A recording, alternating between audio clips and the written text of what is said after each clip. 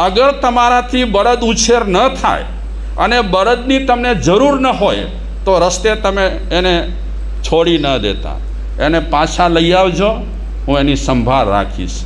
वसु केली गायो ई सैयद सबीर छोड़ी देतो नथी। ए वसु केली गायोनो उछेर पालन पोषण पण ई करे छे। पोताना खेतरमां जे घास थाय छे ए घास जानवरोने खवડાવે છે અને જેમ જેમ સમય વધતો આગળ વધતો ગયો તેમ તેમ સંખ્યા વધતી ગઈ। આ સૈયદ સબીરે નક્કી કર્યું કે મારા બાપુજીએ મને આ વારસો આપ્યો છે जानवरोનું પાલન પોષણ કરવાનું। મારા બાપુજીએ કસાઈનો ધંધો બંધ કર્યો, નોકરી જતી કરી, મારે હવે आ जानवरों तरफ ध्यान देवू। एटले आ रीते जानवरों तरफ ध्यान देता देता केटलाक टाइम पहला भारत सरकारे आ सैयद सबीर ने एक पद्मश्रीनो एवॉर्ड आप्यो। चलो एवॉर्ड तो ठीक है पण नोंध तो लेवाय ने। गवर्नमेंट अगर नोंध लेती होय तो कांईक एणे विशेष काम कर्युं हशे जेना कारणे नोंध लेवाया पछी एने पद्मश्रीनो एवॉर्ड मळ्यो। आवुं बधुं कोण करी शके? जो भाषण तो आपणे बधा करी शकीए तेम छीए, पण आवी रीते उछेर करवुं, पालन पोषण करवुं, समयनो भोग आपवो ए तो जे ते व्यक्ति करी शकता न होय। मथुरा वृंदावनमां एक जर्मननी छोकरी लगभग 20-30 वर्ष पहला जर्मन थी वृंदावन आवी, रूप रूपनी अंबा अने एक आश्रम में रही। वर्षों निकली गया, 30-40 वर्ष शायद थया हशे। सुदेवी अने पोतानुं नाम राख्युं छे अने शांति निकेतन गौशाळा नामनी गौशाळा एमणे चालू करी छे। जो कि बीजा जे आश्रम में हता महंत एमणे चालू करी हती। पछी आ जर्मननी छोकरी ने आ संभाळवा आपी। तो पैसा माटे ए जर्मन छोकरी पोताना देश में एनी कई जग्याओ बगियाओ हती, एना भाड़ा बाड़ा मळता हता। 20-25 लाख भाड़ो मळे महीने महीने। ए भाड़ो वृंदावन में आवे अने ई वृंदावन में जे गायोनुं चालू कर्युं हतुं शांति निकेतन गौशाळा, ए गौशाळा में ए पैसा वापरती गई। भाग्यशाळीओ आ सुदेवी जे नाम धरावे छे जर्मननी बेन, एने केटला व्याख्यान सांभळ्या हशे, केटला प्रवचन सांभळ्या हशे, केटलाना सत्संग कर्या हशे। बिल्कुल कांई कर्युं न हतुं। आ बधी चीजों छे ने स्वयंभू छे। प्रगट थई जाए तो प्रगट थई जाए, नहीं तो आपणे गमे तेटली मेहनत करीए ने तो पण आपणा जीवनमां करुणा आवी शकती नथी। आ बहन अत्यारे तो पूरो कारभार संभाळे छे, एने पण घणा एवॉर्ड मळ्या छे अने ए बहन बधानी देखभाल करे छे। मूंगा ढोरो जेटला होय, बीमार होय, कंगाल होय, खराब होय, दरेकनी संभाळ राखे छे। हूँ आ बधी वातो एटला माटे करूं छुं के 12 मास दीपोत्सव राखवो होय, आम तो आपणे एक दिवस माटे उजवीए, दीवड़ा बीवड़ा लोको प्रगटावे अने आपणे जैनो एम मानीए छीए के महावीर भगवान निर्वाण पाम्या। क्यारे पाम्या? दिवाळीना दिवसे एम रात्रे, दिवाळीनी रात्रे एक प्रकाश तिरोहित थयो एटले माणसो प्रतीक रूपे घरोमां दीवा प्रगटाव्या। जो कि बीजा दिवसे जैन समाज माटे एक सारा समाचार पण हता। एक तरफ महावीर निर्वाण पाम्या अने बीजी तरफ गुरु गौतम स्वामी ने केवल ज्ञान अने केवल दर्शननी प्राप्ति थई हती। ए सौने माटे खुशीनो समय हतो। तो आम तो दर वर्षे अमे निर्वाणवादीओमां भगवान महावीर केम एना पर प्रवचन करता होईए छीए, पण आ वखते ए कोई पण प्रवचन न करता आ बधी सादी सादी वातोथी आपणे वातने आगळ ચલાવી છે. તો હવે આ બધી વાત મેં શા માટે કરી કે વિપાક સૂત્રમાં હવે જે વર્ણન આવશે એ વર્ણન તમે સાંભળશો એટલે એકદમ તમારા તમને અરેરાટી થશે. એટલો ભયંકર એ અધ્યયન રહેલો છે. કેટલામો અધ્યયન છે? 7મું અધ્યયન છે. અને એ 7મા અધ્યયનનું નામ છે ઉંબરદત્ત. ભગવાન મહાવીર સ્વામીની આ અંતિમ દેશના છે. એક આ વિપાક સૂત્ર અને બીજું ઉત્તરાધ્યન સૂત્ર. આ બે પરમાત્માની અંતિમ દેશના છે. જૈન સમાજને એક ભેટ મળી છે. આ બે ચીજો કેસરબેન, કઈ ચીજો ભેટ મળી છે જૈન સમાજને? આજે કેમ તમને ઊંઘ બૂંઘ નથી આવતી? શું વાત છે? ચા બા પીધી છે લાગે એવું છે. નક્કી. જૈન સમાજને બે ભેટ મળી છે. એક વિપાક સૂત્ર અને બીજું ઉત્તરાધ્યન સૂત્ર. આપણે અત્યારે ચોમાસાના છેલ્લા દિવસોમાં વિપાક સૂત્રની વાંચણી પણ ચાલુ કરી છે. 6 અધ્યયન અત્યાર સુધીમાં આપણે વિચારી ગયા. આજે 7મા અધ્યયનની વાત કરીએ. 7મા પહેલા અધ્યયનનું નામ છે મૃગાપુત્ર, મૃગાલોઢિયો. બીજા અધ્યયનનું નામ છે ઉજીતક.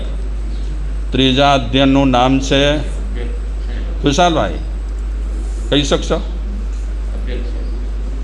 હા,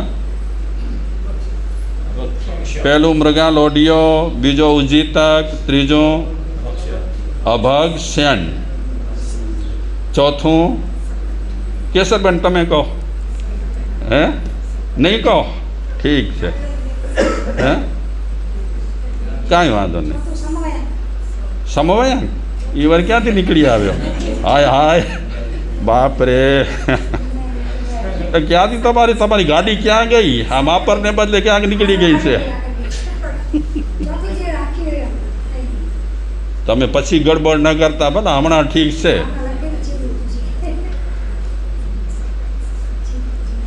એટલે ઝડપથી વાંચવામાં બહુ જોખમ છે. ભલા ચોથું અધ્યયન શેનું છે? રત્નામાં. અહીં કી બોલવાનું હતા હવે?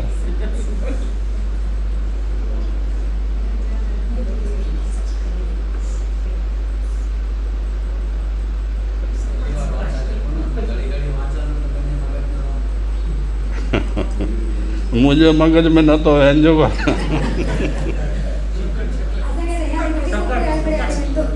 પણ અહીં આડો આવડો ન લખો. આચરાંક કરાય ને અહીં અધ્યયન ગેરવડ ઘોટાળા થીંદા ભોગી ના વરી ક્યાંક એક ચોના મારા સાહેબ હેડો સખાયા કે. પહેલું અધ્યયન ખુશાલભાઈ શું નામ છે?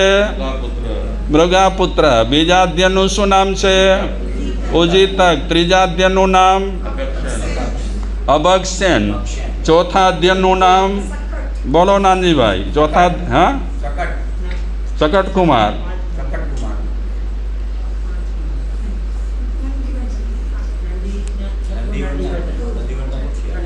હા શકટકુમાર બોલી દો ને. પાંચમું ને? પાંચમું અધ્યયન શકટકુમાર. છઠ્ઠું નંદીવર્ધન. અને સાતમું ચોથું કયું? જય જય જય જય જય જય. ચાલો કંઈ વાંધો નહીં. 7મા અધ્યયનની આપણે વાત કરીએ. 7મા અધ્યયનનું નામ છે ઉંબરદત્ત. આ ઉંબરદત્તના મુદ્દા હું કહીશ. પાટલીખંડ નગર, વનખંડ ઉદ્યાન, ઉંબરદત્ત યક્ષાયતન. એટલે યક્ષાયતનમાં ઉંબરદત્ત નામનો યક્ષનો મંદિર હતો. સિદ્ધાર્થ રાજા, મહાવીર ભગવાનવાળા નહીં હો, આ અધ્યયનવાળા સિદ્ધાર્થ રાજા, સાગરદત્ત નામનો સાર્થવાહ અને ગંગદત્તા નામની એની પત્નીથી ઉંબરદત્ત નામનો એક પુત્ર થયો, જેના પરથી આ 7મા અધ્યયનનું નામ ઉંબરદત્ત પડ્યું છે. વિગત તો હવે આપણે વિચારીએ, આ તો ખાલી આપણે પાત્ર વર્ણની કરી. ગુરુ ગૌતમ સ્વામી એટલે કે મહાવીર ભગવાન પાટલી ખંડના વનખંડ ઉદ્યાનમાં પધાર્યા, અને વનખંડ ઉદ્યાનમાં પધાર્યા, સંવત્સર્યા પછી લોકોને ખબર પડી, દર્શન કરવા માટે આવ્યા, દેશના સાંભળી કરી અને બધા ચાલ્યા ગયા. ગૌતમ સ્વામીના છઠનું પારણું હતું. એ છઠનું પારણું કરવા માટે એટલે કે ભિક્ષા લેવા માટે પાટલી ખંડ નગરમાં જવા માટે તૈયારી કરી. મહાવીર ભગવાન પાસે આવી કરી આજ્ઞા લીધી.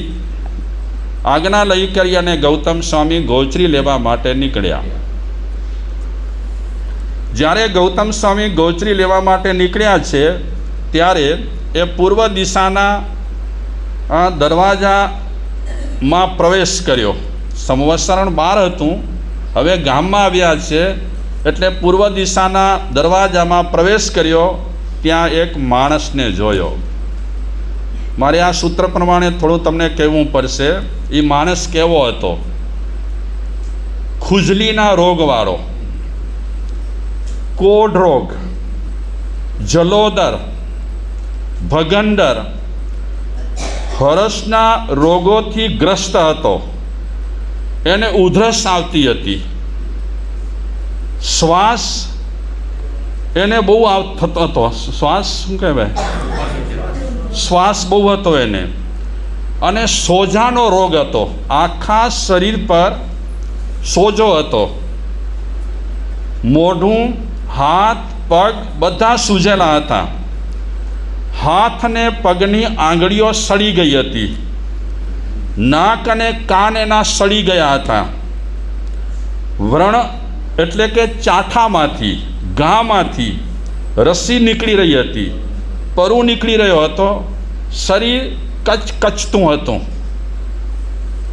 તે શરીરમાં કૃમિઓ પેદા થઈ ગઈ હતી. કૃમિઓ એટલે જીવડા પેદા થઈ ગયા હતા. અને એના કારણે આ ભાઈને વેદના થતી હતી. એને અવારનવાર ઉલટીઓ થતી હતી. પરુની ઉલટી થાય, લોહીની ઉલટી થાય. અને જ્યારે એ વમન કરતો હતો ત્યારે પરુની સાથે, લોહીની સાથે જીવડા પડતા હતા વમનમાં, ઉલટીમાં.